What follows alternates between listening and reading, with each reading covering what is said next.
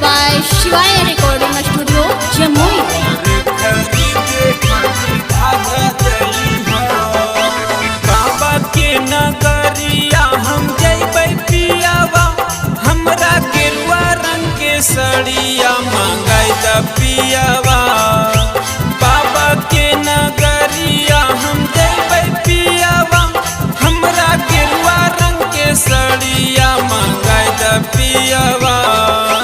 सड़िया के साथे साथे चोली लई हा, कंवर खरीदे खातिर झाझा जई हा। सड़िया के साथे साथे चोली लई हा, कंवर खरीदे खातिर झाझा जई हा। बाबा के नगरिया हम जइबै पियावा, हमरा गेरुआ रंग के सड़िया मंगाई द पियावा।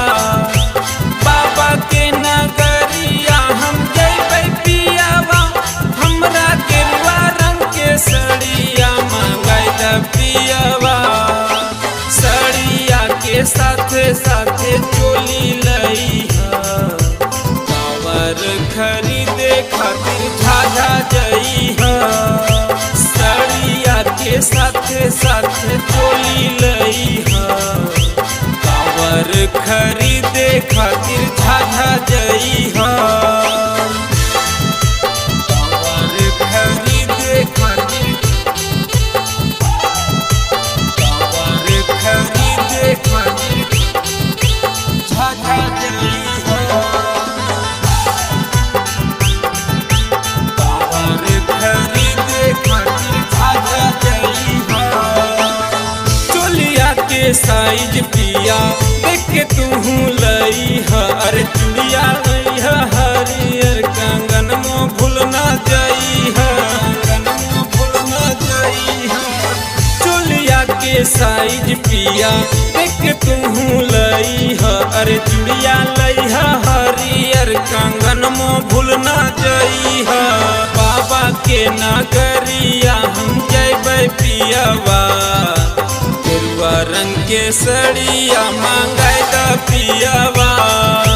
बाबा के नगरिया हम जइबै पियावा, गेरुआ रंग के सड़िया मंगाई द पियावा। कंवर खरीदे खातिर, कंवर खरीदे खातिर झाझा जई हा।